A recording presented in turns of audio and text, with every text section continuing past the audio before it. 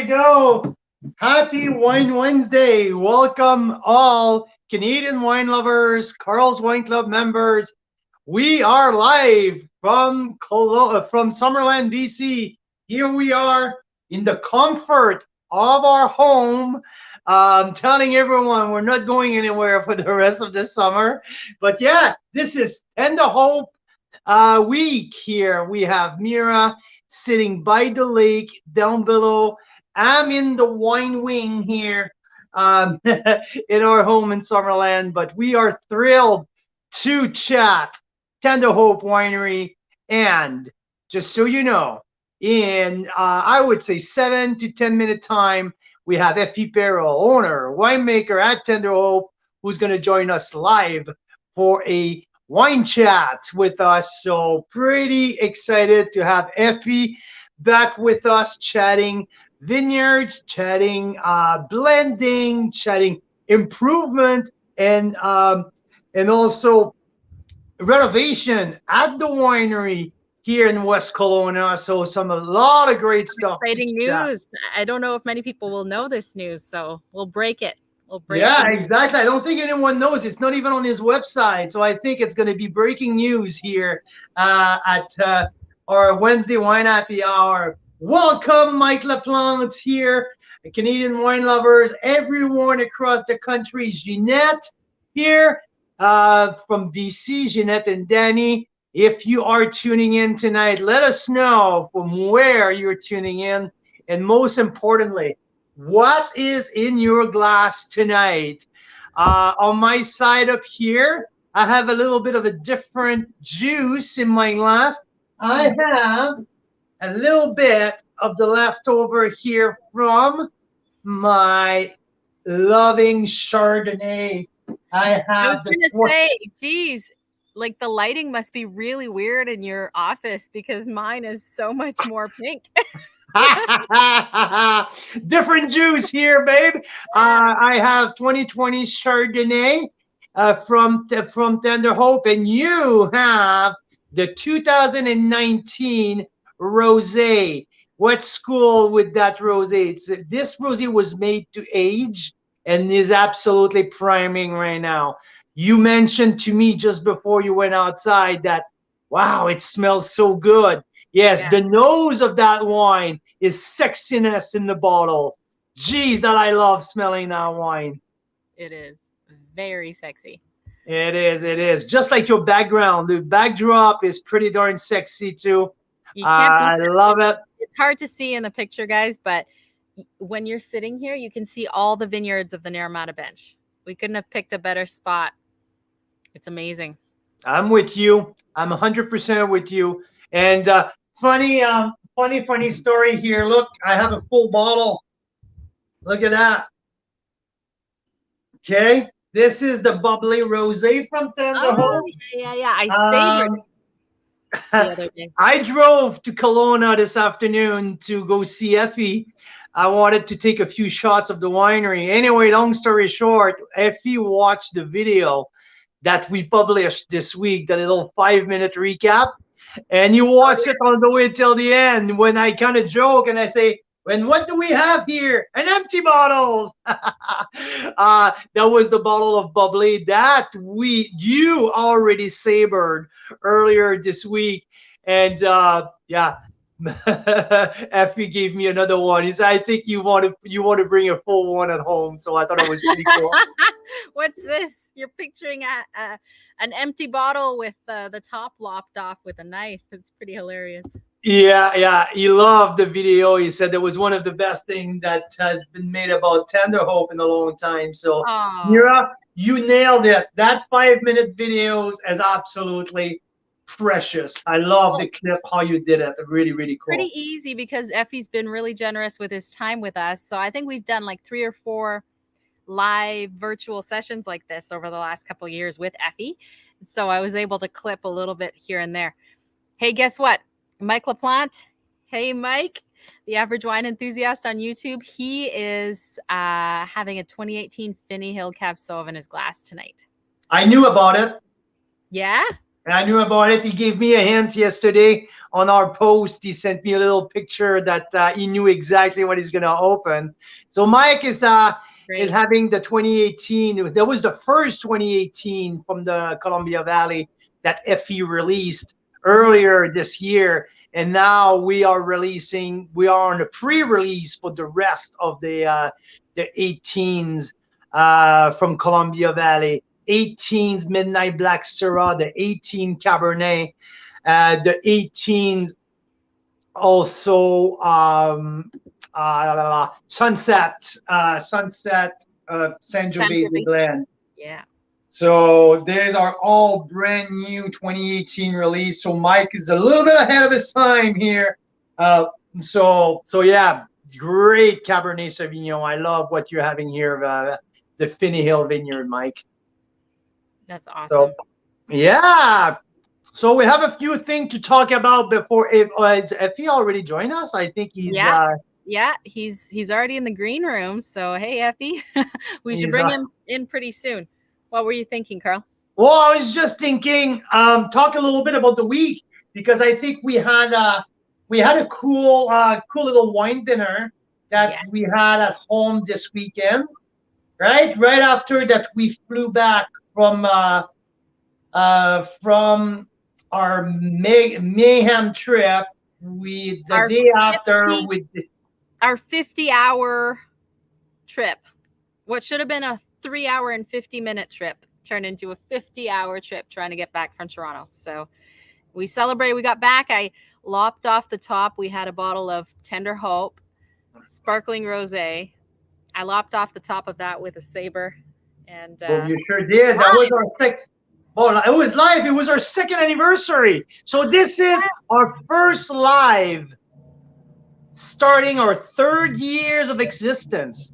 Can you believe that? This is the first leg of our 3rd years. So cheers to you, Mira Boucher. Cheers, so members. I would like to cheer to you to the next year for our 51 next wine happy hour. I want to say cheers to you, and let's keep it growing because we're having a lot of fun.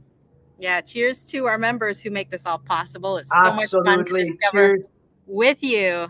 Yeah. Yeah, so yeah, we had Rob and Michelle from Black Market came over after our after our second anniversary live, and we cracked open a few there was maybe 5 or 6 different bottles were open that night. We started with that Tender Hope. There was also Anthony Buchanan, a natural wine, white wine, a blend of Chardonnay, Viognier, Gewürztraminer. And there was a bunch of stuff in there. It was quite interesting. We had a Meyer family vineyard, Blanc de Blanc, was pretty darn good. We did Le Vieux Pin. We did also some of the Desert Hills wine, some Ferox. So that was a pretty good lineup that night after our second anniversary live. And here we are on Wednesday now, featuring Tender Hope Winery, one of a member's favorite. We've been working with Efi and Tender Hope for a while now. Almost I think we featured him in the first couple months of Carl's Wine Club, correct? It was one of the first ones we featured, and really, really interesting story because these wines are really hard to find. They don't have a tasting room, right? In West Kelowna there. You can't just drop by. Not yet, anyway. Not yet, anyway. There might be some exciting news a little later if Efi wants to share. I don't think they're frequently found in liquor stores, especially not outside of BC. So yeah, it was great to discover these wines. I think we were still in Calgary when we first discovered them. I remember it was a Flames game night and we were posting about these new wines we tried. That's true. Wow, good memory. I like these memories. Awesome. So with my Chardonnay in my glass, with your rosé in your glass, let's bring the man, the myth, the legend, Efi Perel. Let's bring him in because I want to know what he has in his glass tonight. There he is. Efi, how's it going? We're gonna have to unmute you. Sorry, I can't do Yeah, it from over here. Efi, you're on mute. You're Yeah, on sorry, I mute. muted There myself. you go. Sorry. I know. Oh, You know what, Efi? I understand. Often my wife mutes me, so and I know it's. I'm in the same boat. Don't worry. Yeah. Good evening, my friend. How are you doing? Good, good. Thanks so much. Yeah, Thanks for all the praise. I really appreciate it. And I'm really happy working with you. I think it's been like at least 2 years, right, that we've been working together. almost. absolutely. And it's Yeah. been a great ride, I have to say. Great ride. It's you have one of a wine personality from BC that we enjoy every single second to work with, Effie. It's been really cool to build a relationship like that with you and your family. It was cool to see your kids this afternoon. Working hard at the winery, helping dad, packing stuff. And Yeah, yeah. Hey, Effie, what do you think of Mira's backdrop? it's amazing. I apologize that my background is not as beautiful as you two. But just that, Oh, like Mira said, we couldn't do it in the winery. We don't have a tasting room, but we are just started building one. wow. So everything there is that the floor is open and it's crazy. But hopefully, in a few months, anybody that is in the Okanagan can drop by. But until then, yeah, the best way to get the wines is through Carl's Wine Club. Woohoo! Hey, before we start talking about wine, Effie, let's talk about the big news because you've been working on that plan for a while now. You've Yeah, been, I know that we've almost 2 years ago, you were saying like, I wish that I can have a little space where people can come and visit, that we can do tasting. And now it's becoming a reality. So tell us a little bit more. How many people you can expect at the same time? The seats, like tell us a little bit more about the plan of the tasting room. okay, so we're like an urban winery, so we are really in a commercial space, and the whole idea is that the tasting room is inside the winery. It's not like you go into many wineries, the tasting room is separate, and it's just there's like just a small bar or something like that. Or with us, you will come in and you'll feel that you're inside the winery. You'll see the tanks, you'll see the barrels.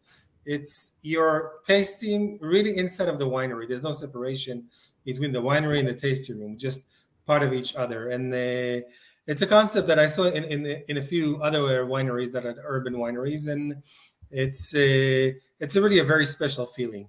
So this is what we had in mind, and that's what we're doing now. And yeah, it just you can really enjoy the winery and see all the equipment and get a feel of what making wine is and all the smells. And especially if you come during fermentation season, that's amazing because the minute you enter the winery, it's like you're thinking you're in a flower shop. Hmm. Just the aromas, the smells are like just amazing. Just hit you the minute you come Wow. in. You And know, Effie, one of the places we went to visit, we just got back from Niagara, and a place called Ice Cellar. I don't know if Miro might have a picture kicking around of the winery at Ice Cellar, but it's exactly what they've done. They have the barrel, like everything in their tasting room. It's a little like the secluded with barrel around, but you are exactly in the crush pad, like in the crushing facilities, surrounded by tanks and barrels and noise. Sometimes the lift comes by, but this is completely a complete different feels. That's for sure. yeah, I mean, you have to be careful. If you come during harvest, I might put you to work. After the tasting. So, Yeah. Hey, be careful what you wish. I was there last year sorting yeah, grapes with you when you came back from the Columbia Valley. yeah, So I know I just wanted to visit one day, and I went to see Effie at the winery, and he's like, "Perfect! I need an extra set of hands, Carl." So I ended up. I think that was the Finney Hill when it came on the yeah, yeah. sorting It table, was. and I had my hand. I had to text my wife. I can't come back home. I got put to work. No, I'm just joking. I'm just joking. Well, I'm that's the bugging No, you. you best. were a great help. That's I the mean, best work. that's what's so cool, Effie, is you can focus on the winemaking and these experiences often people don't ever get to experience something like that, right? So Yeah. it's pretty unique. Yeah, I mean, with us, you're inside the winery with everything and a first-hand experience. It's not like some of the bigger guys. It's like, you know, it's more just from far away and everything. Here, it's like really up close and personal. So Oh, that's what we that's can great. offer with our taste room and everything. So hopefully in maybe a month or two, but by then maybe all the sparkling will be gone, all the rosé bubbles. We did the rosé. So better get in now. Yeah. Hey, I got a new one because Yeah. Mira's on a savoring tear right now. Every time she see a bottle of bubbly, she's looking for a knife and she wants to cut the top off. So So much more fun to do it that way. Hey, a few minutes ago, Carl mentioned Ice Cellars has a similar idea, like Yeah. but their tasting room, Carl, is in the barrel room, and Nice in that's the still a bottle. little Okay. bit different because some wineries have that, they're in the barrel room. But I think what Effie's saying that's really struck me just now is you're actually in the winery. Right. So, like, that's if true. you guys are sorting grapes, well, you're going to be tasting and seeing the grapes like being sorted. If you guys are Exactly. like, you know, I don't know whatever else winemakers do, right? But if you're bottling, you're going to see the bottling, right? Exactly. So True it's and great. true. Hey, Yeah. Effie, I wanted to. Mira, sorry, I don't want to cut you off. What were you saying? Oh, nothing. Mike's just saying I'm a bottle opener ninja. I love it. Oh, Yeah. she is definitely. She is. You should see this kid. She's still hitting for 1,000. She have it. But okay, unless she forgets to take the cage off. But that's what we're not like. We don't count these ones, right? No, I didn't take the cage off the last time, and so it was easier if you take the cage off. But hey, Ken's saying great idea for a tasting room. I totally agree. I don't even know if I know of any other tasting rooms like that, Effie. I mean, in BC, I'm not sure, but I mean, Yeah, I it's was really I once special. I was in one in Washington State. It was in Red Mountain, Hmm. and they also just had just the bar in the middle of the winery, and you Hmm. just walked in, and it was like the tanks and the barrels and everything. That's really So cool. yeah, That's really cool. Okay, so when do things start fermenting and have that amazing aroma you're talking about? this year is a crazy year in the Okanagan. So we are here in Kelowna about 5 weeks behind the schedule, behind the usual. We just had like flowering start Yeah, maybe a which week or two. also smells amazing. I didn't know that. Yeah, in the Yeah, vineyard, it's amazing. in the Yeah, vineyard. Yeah. but usually, I mean, it would have been like a month and a half ago. Wow. But because this year was really, really a very cold year, very rainy, very cloudy, so the vines took a very long time to wake up. And also, we had a lot of winter damage from last year because we had some very, very cold nights. Now, I was talking to a few of the vineyards I work with in the south. They said, like, in Osoyoos, they're only about 3 weeks behind schedule because they had very warm weather now. But because we had some sunny days, the canopy was really very small. But right now, like in a week, we gained like a foot. Yeah, So it's starting to shape out a little bit, and we're starting to be a little bit more optimistic for this year. But we just have to see how things shape up this year because I mean, for people in BC, I don't know how it is in Ontario this year or in Alberta, but in BC, we just like we didn't have summer yet, so we're in Yeah. July and it's like spring. and Effie, I think the saving grace this year will be if we have a long late falls. Yeah, Without a long and late falls, it would exactly. be an absolute disaster. Yeah, yeah. I mean, we need some time. Exactly, we need a long fall and also a quite warm. It doesn't have to be very hot, but warm, so we can ripen, especially the reds. Mhm. So if not, everybody will drink rosé for the next 3 years. So, Yeah. So pardon my ignorance, but you do the harvest, right? yeah. And then when do you get the fermentation smells? Like a month after you No, crush? no, it's right away. Right So Press away? and ferment. Press and ferments right away. if it's a white, like Carl said, we press it right away the minute it comes from the vineyard, and then sometimes we do it. We settle the juice That means we chill the tank. We bring the temperature down and give it like 24 hours. And what happens is that a lot of the solids, the proteins in the wine, they just settle to the bottom, Mm, and then we rack it off. Because this helps the fermentation when the mhm, juice is clearer, and then we start the fermentation right away.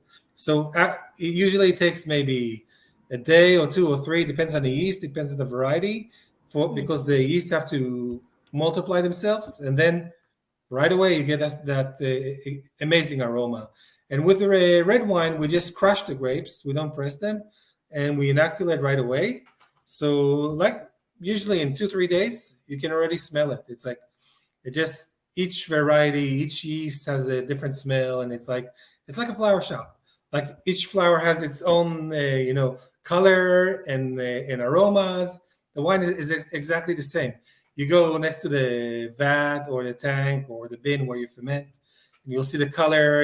You'll just smell the different aromas, and it's just amazing. You know, yeah, Wow. Wow. That's really neat. And so you're telling me, because we're like 5 weeks behind, if that kind of trend continues, we're looking at sort of October, November for this kind of aroma in the winery. yeah, yeah. Yeah. I mean, unless something drastic happens, and I'm gonna have like a 38 degrees, every day or so, or at least 35, and a lot of sun that Yeah. will really push, it forward. I Mhm. remember in 2015, for example, here in Yeah. the Okanagan, a lot of people started harvesting August 3rd, and Mm, that's like almost unheard of here in the Okanagan. It's just like wow.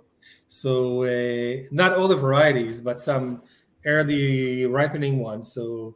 usually we only start, end of September, beginning of November, unless it's sparkling that we want really a lower alcohol wine. But this year, if we want to get a really, really very hot summer from now and on, it's gonna be pushed into ice wine season.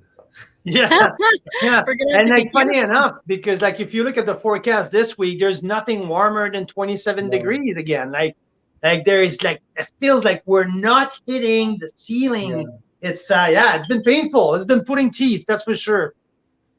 But Yeah. you know what? When I just came to Canada, I was supposed to work in Prince Edward Island in a Oh, winery. Didn't work out, and then I found myself here in the Okanagan. wow. And but when I called, it was just it was like a month before Christmas, I think. And she says, "Oh, we're just harvesting our Chardonnay," and this is the first year that we are harvesting our ice wine and our regular Chardonnay at the same day. Oh That's my. pretty So crazy. it was snowing, and it was minus probably 10, and they were harvesting Oh both my their God. regular Chardonnay and their ice wine Chardonnay. So What? it was crazy. Yeah. Wow. But hopefully it won't happen here. Yeah. Yeah, exactly. Yeah. That's Exactly. Wow, that insane. is a cool story. Hey, Effie, I would like to that conversation to lead us on how you structured your portfolio because there's now over 350 wineries. We're pushing towards 400 wineries in Wow. BC. Now the Similkameen Valley is exploding, Vancouver Island, the Gulf Island, even like Salmon Arm region and all that. So now what makes you really special? What makes your portfolio really special? You're sourcing half of your wines is from grape source in Washington State. Yeah. So when we look at the offer this week, there's wines like the Midnight Black Syrah, the Cabernet Sauvignon. Also, we have a Roussanne. All of these grapes are sourced from very selected vineyard in Washington State. Where's that passion from Washington State fruit is coming from? So my problem is that I fall in love with vineyards. So I was many years ago. I was driving through Washington State, and I was just amazed by some of the vineyards there. I would just like drive at the vineyard and stop, and then I start asking people, okay, what's the name of that vineyard? Who's the owner? and everything like, because in Washington State it's completely different than here in Okanagan. We have small vineyards. It'll be 5 acres, 10 acres, 50. If you have 15 acres, it's a lot. It's a big It's a vineyard. giant vineyard, 15 acres here. In Washington State, you're talking about vineyards that are 300, 400, 500 acres, one vineyard. And then you will have like 30 wineries working with the same vineyard. Wow. And the vineyard is famous because it has special characteristics and special grapes. So then I would just, go and inquire and go and taste some wines made from that vineyard. And in my heart, I always knew that one day I will also make wines from these vineyards. And I started the winery here, and I'm in love with the Okanagan. The first day I came to the Okanagan, I fell off the cliff because I was driving, and the scenery was so amazing. I was like going like this. So literally, no, I'm in the you lake. literally almost fell Yeah, off. right now I've been living here for so long and everything, and we're a little bit used to it. I have to remind myself, it's like you're living in one of the most beautiful places in the world, and we just, after we live here for so long, we take it for granted a little bit. But I have to remind myself of the feeling of when I came here the first day. It was like I was shocked. So all the pictures and everything, it doesn't do it justice. You have to be here and really experience it. So before you keep going, sorry, when did you came here for the first time? I came here at the beginning of 2015. Okay, Yeah. good. So now it was March. It was March 2015. March Yeah, 2015. Okay. Yeah. And you started the winery 2016 sometime, right? Yeah, at the beginning, I was doing it under somebody else's license. I was like what we call the virtual winery Mm-hmm. for from 2016 was the first harvest, and then by 2018 we opened the winery, right? But I was making it just under somebody else's license until we can get our own building and everything else. Nice. And yeah, so I started making wine from both Washington and the Okanagan here. And the thing about Washington State is it's really, really hard to ripen Cabernet Sauvignon here in the Okanagan. Cabernet Franc, which is what I have in my glass, because I'm here at my house, I'm doing the blend for the 2020 Meritage from the Okanagan Valley, which last time we did it, Mira and Carl helped me do it. We were tasting all the barrels in the vineyard with Mira and Carl and my daughter. Yeah. That's true. There was the first time that Mira had that experience, and Right. she still talk about that. It was so, really so cool. that's how you do the blend. First of all, you taste all the barrels, and then you grade them, like from 1 to 100, which are the best, which are cannot go into the blend because they're not good enough. And then you started doing all kinds of different blends.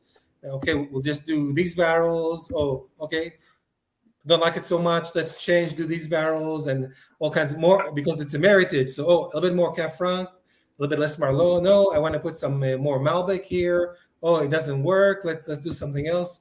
So that's really the fun part of being a winemaker. Just doing these blends and trying to get every year the blend will be different because the grapes are different. You're in the blending process of the 2020 Meritage, the fire the fire dance. Yeah, exactly. Yeah, okay, that's mean we're gonna drive to the winery in the next couple of weeks, and we're gonna. Yeah, we're gonna bottle it soon in probably 2 weeks. So that's amazing. That's what we're doing here, and I had to bring all the samples home and do the blend here because, like I said, the winery is a mess. Everything is with tarps and everything because there's dust all over. From the renovations, and that's what we're doing. So very nice. Like for me, some people can make a very nice Cabernet Sauvignon in the Okanagan, but for me, I find that I like more the profile of the Cab Franc here, because Cab Franc originally in France is from the Loire Valley, which is more northern, just under Champagne, and it can do really, really well in cooler climates. and I really love the profile of the Cab Franc here in the Okanagan Valley in Merlot. So usually my blend of the Meritage is Cab Franc, yeah, Cabernet Franc. It's really Merlot, Cabernet Franc, and Malbec. And Malbec is it gives the really beautiful violets aroma. The Malbec in the Okanagan is amazing, and it's like something that is really untapped. People just started to discover it. I think it has an enormous potential. So I'm planning one day to also make a single variety Malbec because it smells and tastes like no other Malbec. Nothing like Argentinian Malbec or a Caher from France. If it, from France, it's there's a region Caher that makes Malbec is the main grape, and that's very black and dark, and heavy wine. Here, completely, it's much lighter and Perfume. The perfume of our Canadian Malbec is absolutely violets, stunning. and purplish wine. It's something completely different. It's amazing how the same grapes in the different region, completely different wine. So this is what I like to do here. The Meritage, a very elegant wine, I think, that really represents what Okanagan wines are all about. And from Washington, it's much more, full body, fruit forward, eh, with depth, and much more open and I would say with all kinds of powerful aromas and flavors. The you know the Okanagan blend is something very elegant and very delicate, and the wines that I make from Washington are much more bold and Powerful. exactly They're big. They're bold. They're powerful. And exactly something also. They have a density. They're dense with depth and lots of complexity. right. So that's what you can achieve in vineyards that are maybe 500-600 kilometers south on a Yeah, straight line because it's the same topographical area, right? Yeah, that's Red Willow. that's Red Uh, Willow. And just as a contrast, look at this. This is a vineyard in East Kelowna. right. That's in East Kelowna. It's completely different, but there it's much more warmer and much more desert. We're also the desert. We say we have the Desert Hills Winery, right, and the Sonoran Desert Winery, where vineyard where we get our Merlot for the blend, Soyos. We're part of the Sonoran Desert, but we're the green part. I mean, if you go down to a little bit to Washington State, you will see after you cross the border and you drive a little bit, the vegetation even changes. There's a lot of more of these bushes that you find only in the desert, and it's it's a little bit of a different terrain and climate. And So tell us a little bit about the process, because what you called the pick, or when the vineyard manager called the pick down, you drive down your truck in the bins and you grab the grape and you come back. How's that work? okay, so usually I go down around 3-4 times a year in different stages just to see how the vineyards are and talk to the growers and everything. What happens in Washington is because a lot of people work with a lot of different vineyards, and even the winemakers cannot run from through all the vineyards and taste. The big vineyards, they have big plots, and they do the testing for like the Brix, which is the sugar level and the pH and the acidity, twice a week. And then a lot of times you just go on the website as one of their wineries that work with it, and you can see Hmm. how the grapes progress. And Mm. so you don't have to run there every week. They do the work for you. You just have to be very attentive and see how it's progressing. And when it gets really close, I just go and taste the grapes because we also go by numbers, but also by taste. Mm. And then I say, oh, it's close. Well, I want to harvest next week or Mm. something like that. And also, you have to really, really be with the very careful, because if you can get like really like 2 3 days of like 38 degrees, the bricks can shoot like two bricks in 1 or 2 days, Mm. like in 2 days, or like a bricks a day or something like that.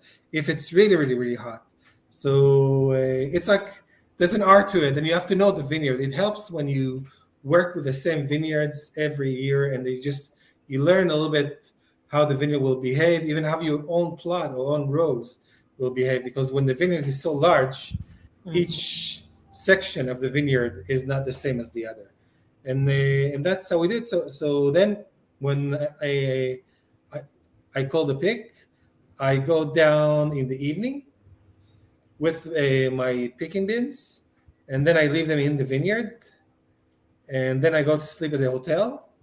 Get up in the morning. They're really, really quick there. Like in an hour or two, everything is picked. Wow. We put it on the trailer, and I start the journey back to the winery. The minute I get to the winery, also the crew is already waiting. Everything is ready, and we start processing. We don't want the grapes to sit in the bins and Yeah. start degrading. We wanted to do it right away. So usually depends where the vineyard is.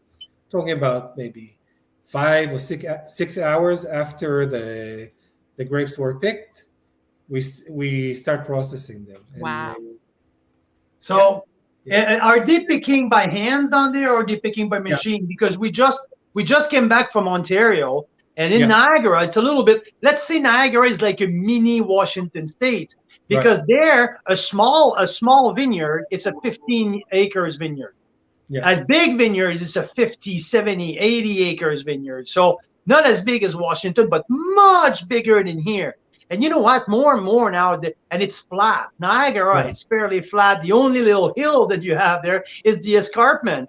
So like now it's basically always picked by machine. It's much more efficient, faster, and now with all of the optic laser, now they can spit out all of the wrong grapes. So it's much more efficient and economical and all of that. So how is Washington? Are they by hand or by machine? So Washington is a little bit more, a lot more hilly Oh, than okay. Yeah, Niagara, that makes sense. but there's a lot of machine picking. The problem with me is that I do double sorting in the winery, which means I sort the clusters, and then I destem, and then I sort the individual berries. Mm. So I cannot really do machine picking. Also, if I want to do machine picking or like crush the grapes before I bring them here, I'll have to probably custom make special containers that I can really seal without anything spilling out. But because we do double sorting in the winery, it's not suitable for machine picking. But there's a lot of machine picking in Washington State, and also in the Okanagan there are some places that do. But I would say Okanagan is right now is at least 80% hand picking, and Yeah. only maybe 20% machine picking. Mostly because of the terrain and also the size of the vineyards that are so small. In Hey, Washington Mira, State, do you have the picture of Efi's friend in Niagara?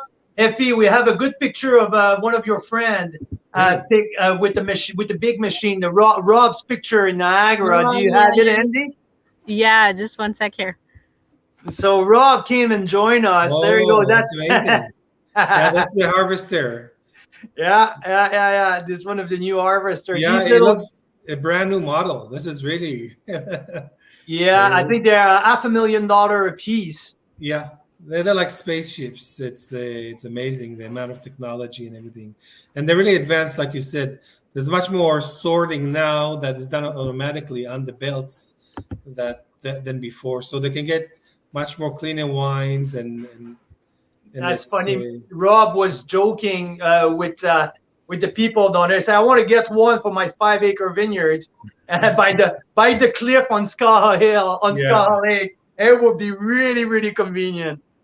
Yeah, I mean, in the Okanagan, I don't see it happening, but maybe in 30, 40 years, they'll make very small harvesters that can go on any terrain, like Oh an yeah. ATV or something like that.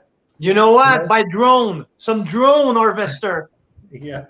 But right now it's not happening. Everything is by hand. So, Yeah, so here. Mike has a good comment. Double sorting seems very time consuming, tedious. So there must be some kind of benefit to doing it that way. Yeah, What are there is those? benefit because in our wines we want to get only the purest flavors. So we don't want any stuff that is not grapes in our fermentation vats. We don't want leaves or usually stems. I only use stem fermentation for Syrah because it works really well. That's my opinion. Some people use it for Pinot Noir.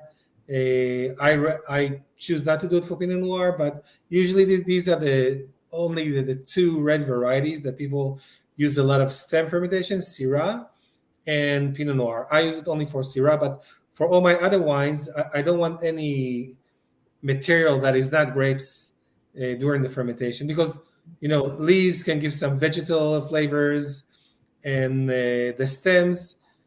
It's also very important that with the stems that if you use stems, you don't break them or you don't scratch them because the sap inside the stems can be bitter. So if the stems are really very beautiful and whole and not broken or scratched, then they give a lot of tannins and a lot of very mature flavors that can really be very complex during the aging process. But if you really, batter them and injure them, then you get all the sap that is really bitter juice inside your wine. That's what you don't want. So it's it's all an art how to do this and how to do that, and That makes but a lot of sense because I think you can make really good wines with the machine harvesters and all that stuff, but generally those are the less expensive wines. And generally exactly. when you see the pricier wines, there is that extra complexity, that extra purity, and that's partly a big reason why is that they're hand harvested and that takes a lot more time. So Yeah, exactly. And the problem with the machine harvest is that you cannot really sort. The machine sorts. The good thing is you don't get any stems because people don't know. But what happens with the machine harvest, the machine just sits on the row and it shakes the vines. And what happens is the grapes fall off the stems. The stems stay stuck to the vine and just the grapes fall to the belt. But what falls is stems and also some leaves, a lot of leaves and all kind other stuff. But Well, some there's also bugs. something, Effie, some is something bugs, we need yeah, to, yeah, but something we need to mention, it's also the size of batch. You make small batches wine. Like when exactly, you look at your portfolio, like with like example, the Chardonnay, there's 75 cases of that wine produced. right, So yeah, so there's the quantity of the wines that you make play a role as well. And it's a handpicked, double sorted, small batches wine. You know every single barrel in your winery. You know exactly, like every single barrel, like so yeah, this is more of a small batch make, handcraft. That's really what I call handcrafted wines. That's the true definition of what you do. Um, I have a question about a very specific wine here. It's about the Sangiovese Cabernet Blend. okay. I revisited that wine a couple weeks before we went on vacation, and darn it, that I was surprised by the depth, by the quality, by the flavor profile of the Sunset Sangiovese blend. Can you please tell me? Oh, this is the Super Tuscan approach of Efi Perel. I used to have a huge passion for everything Tuscany, like Brunello di Montalcino or the Bulgari region. But this is new world style, new world approach of the Super Tuscan wine. Tell me more about your idea of that wine. So one of the vineyards that I really like was growing Sangiovese, and I really love Italian wines, and I always wanted to make Sangiovese. Here in the Okanagan, I think there's maybe one or two wineries that make Sangiovese. Oh, they only a few acres. You can count it on your hand, I think. So because it's really hard to ripen, it needs a very hot climate.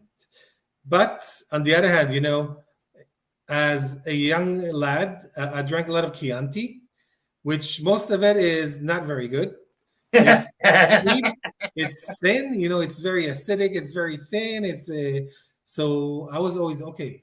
I really make a nice Sangiovese, but like you said, more in a super Tuscan way, give it a little more of complexity, of depth, and make it something that is really very, very interesting wine.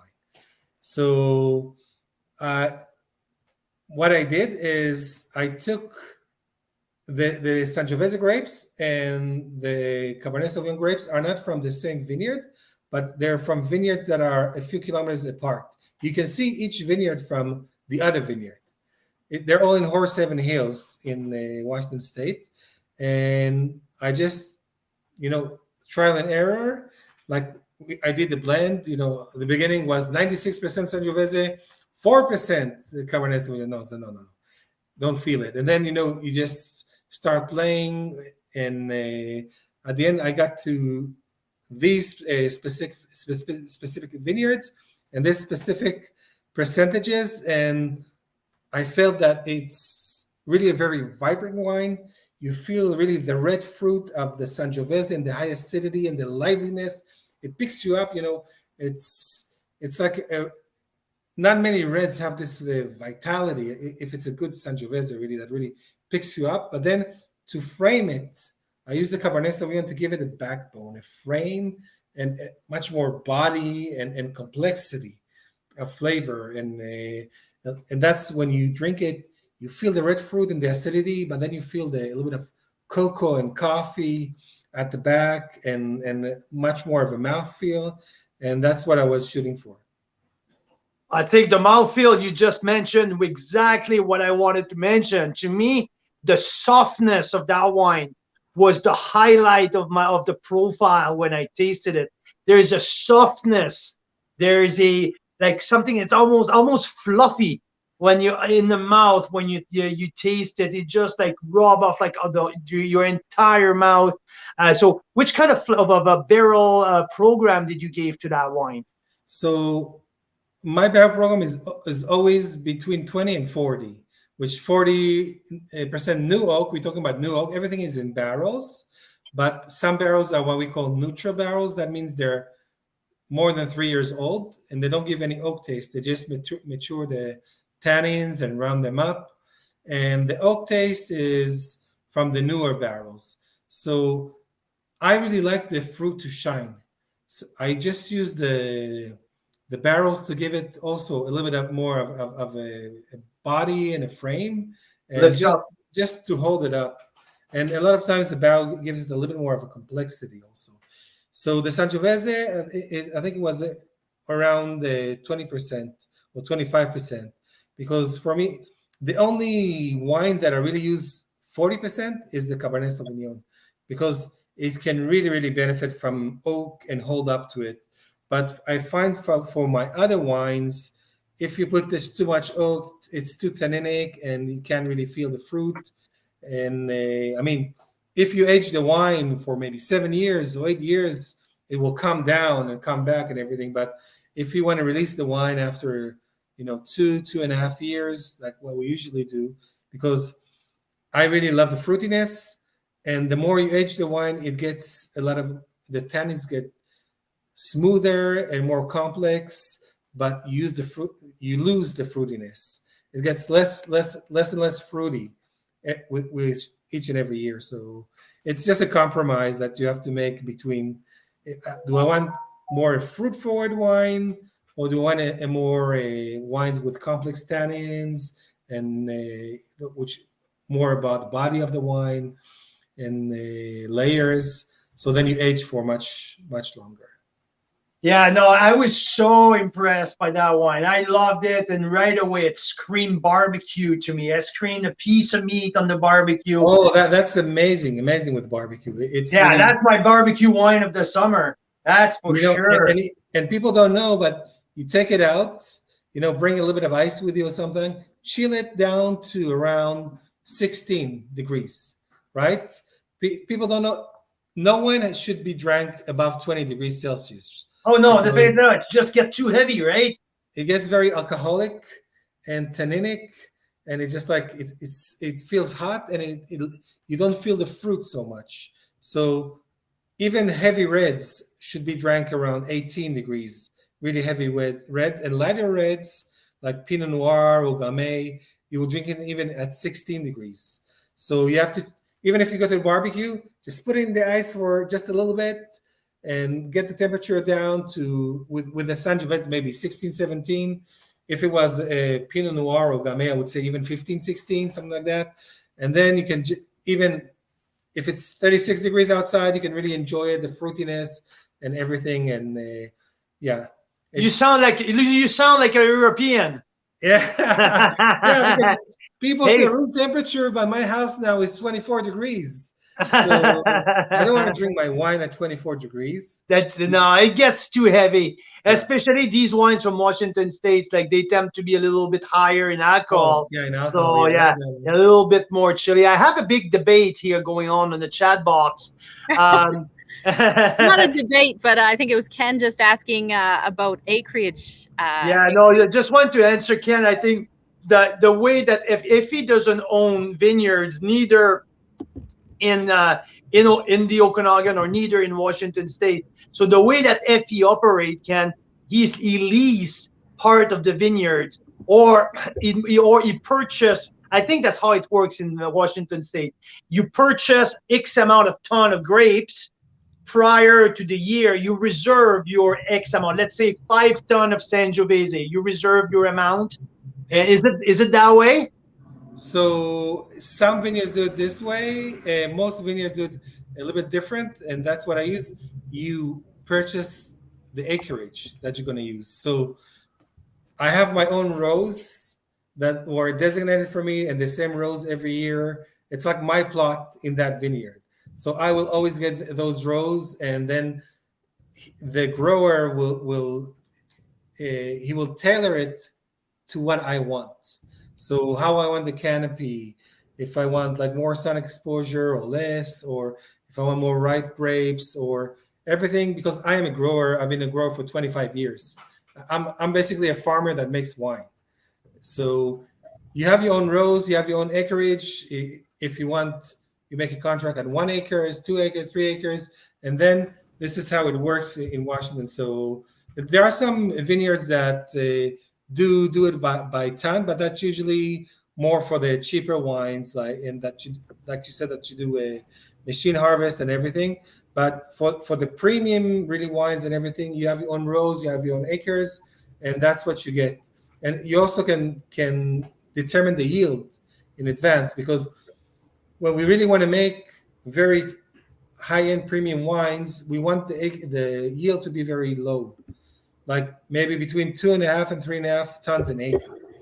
Then you get really, really concentrated flavors and very, very good grapes. But people that make cheap wines, they grow maybe 6 or 7 tons an acre. And then the grapes are less flavorful. That's why a lot of times cheap wines are not as good, as concentrated, as dense, as that's where complexity comes from. Exactly. Where there's less water in the grape.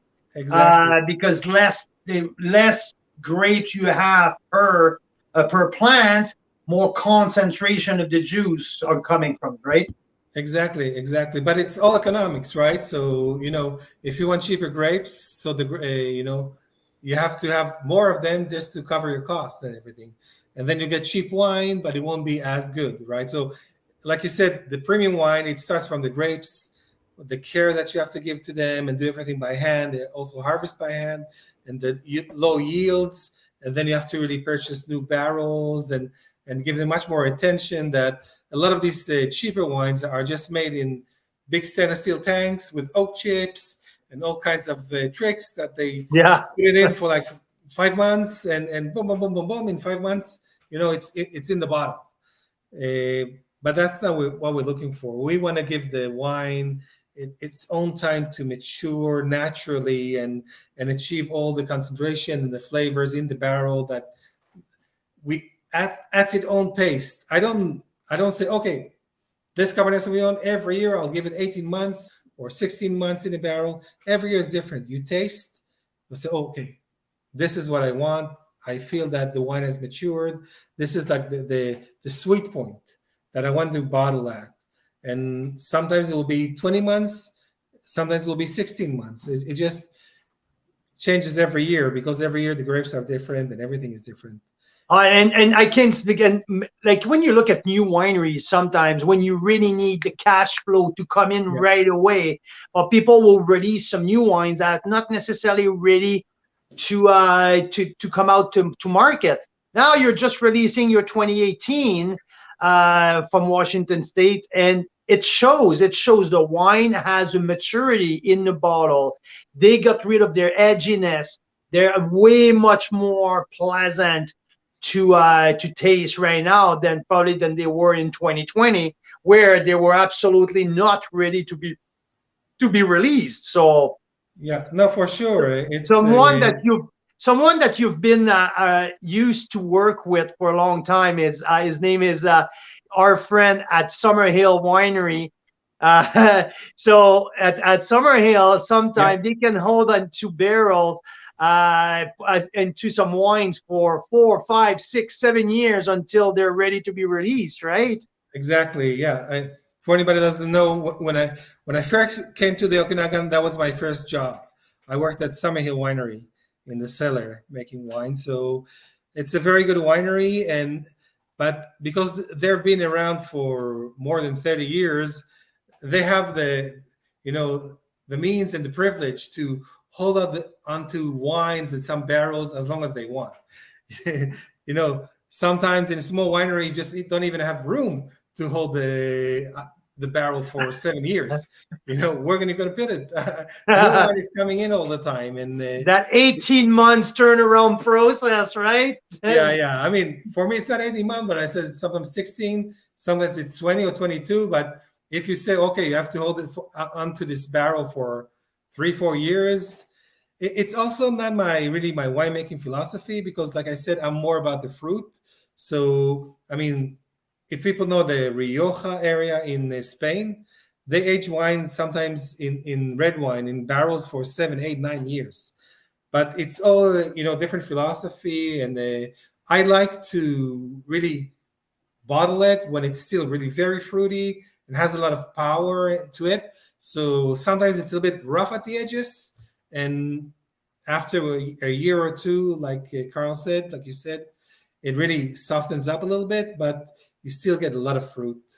And Mike says that you need to build your own pyramid. yeah, I do. Yeah, Efi, I need to know one thing before I let you go. It's already sure. 6 o'clock. I can talk like that for hours. You know me, but I know Yeah, you're a busy man. You need to go back to supervise the big construction at the yeah. winery right now because we really want to go taste wine at the winery soon. So, Okay. my Yeah. question to you is, what is the biggest difference when making wines from fruits from Washington State compared to the fruits where you source from Kelowna, from Summerland, or from the from Oliver? Is there a big difference in terms of winemaking?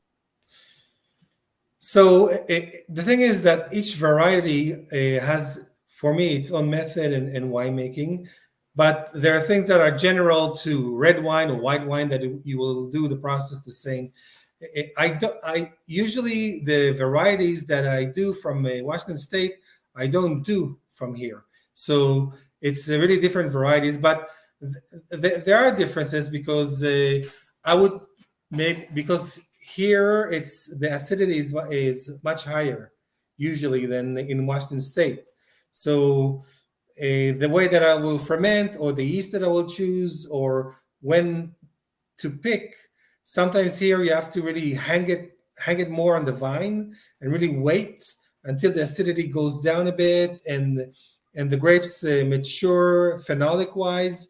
And also because the weather here is much cooler, a lot of times you can do it. In Washington, in hot years, sometimes you cannot. It's always a decision between. We're talking about the alcohol. Okay, so I want a little bit of more phenolic and the tannins maturity, but I will get very, very high alcohol if I just leave it on the vine.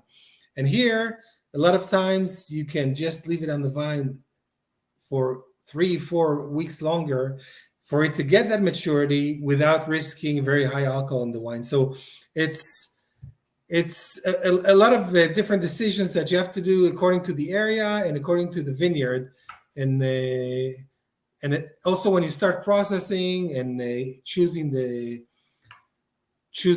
type of yeast that you will do. Some yeast work better with the high acidity wines. Some yeast work better for lower acidity wines or high alcohol wines. So, like you said, there are many different decisions that I will make for each vineyard, and the ones from Washington have just a different the flavor profile and measurements than the ones here.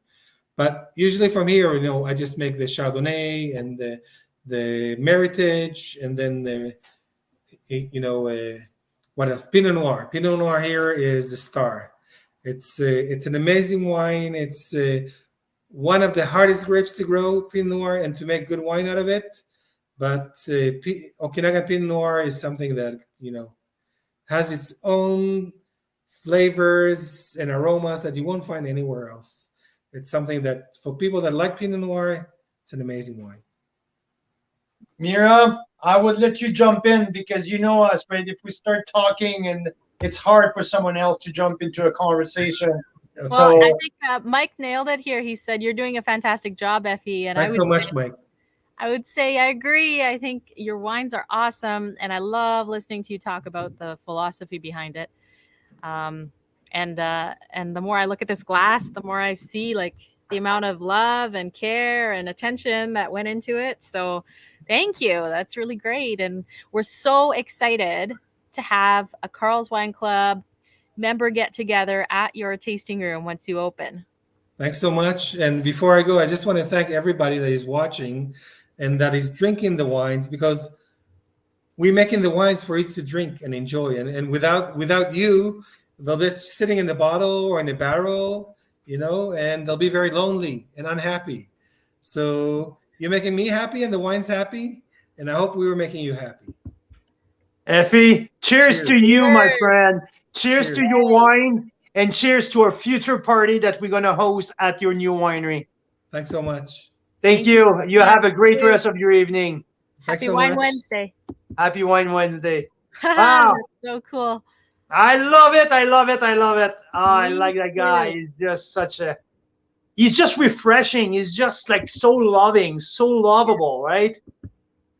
I totally agree. It's so great. And these wines are so good. I agree. So there's authenticity with these wines. We were talking about it the other day. Authenticity. Oh yeah, absolutely. Some wines are kind of a little bit boring. Some wines don't have a personality. These wines, every single darn bottle of these wines have a huge personality. I so agree with you. Yes, it's awesome. Hi, so we have promised the kids to go on a trail walk tonight by the cherry orchard near the house. There's a cherry orchard, and next to the cherry orchard is like a wild cherry tree that kids can pick. So we're gonna go pick that one. It's already ready, even though we've had such a late spring. It's weird. Yeah, but hey, we're heading to a second week of July soon, so I know that's true. Yeah, no, it was another great show. Hey, but let's mention about the swag. We just released our new swag.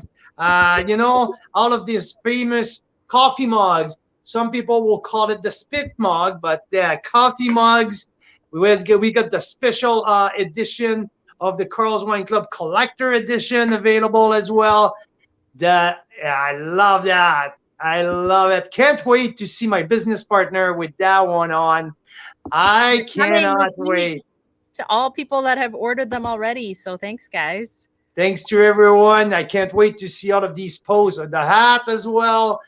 We're excited with the new swag.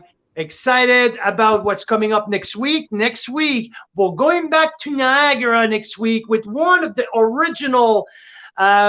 oldest producer from Niagara. It's Henry of Pelham.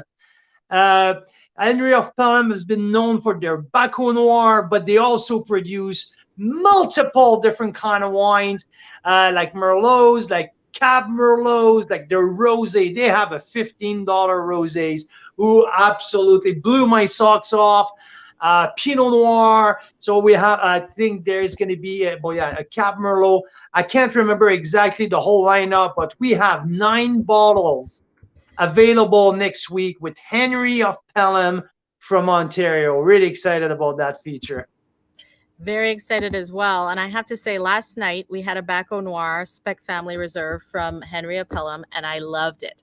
And both Carl and I were saying, Baco Noir is not necessarily our favorite varietal. And for sure, Carl is not. I would say you're not a big fan of Baco Noir, right? Yeah, I would say, there's things more up my alley in regard to tobacco, but I had two out of the three backhoe that I tasted from Henry of Pelham. I was blown away. Their old vines for $20 was mind-bogglingly good. And last night, the complexity and the depth of the Spec Family Reserve backhoe absolutely got me on my ass. And and Mira enjoyed it so much. She was at the end. She was saying, "No, this is a 3 bottles on the Mira scale." It was really good. Carl was like, "Yeah, that's good," but I was like, "No, that's really good. I want more." And so I had a few glasses, and it was really fun. Yeah. Mira, I'm at 2% here on my device, so I will have to let you go. To all of you guys, thank you for joining us. It was an absolute blast of a show. Mira, I'm meeting you down by the lake. So Canadian wine lovers, Carl's Wine Club members, we're wishing you a great rest of your evening, and we'll chat with you very soon.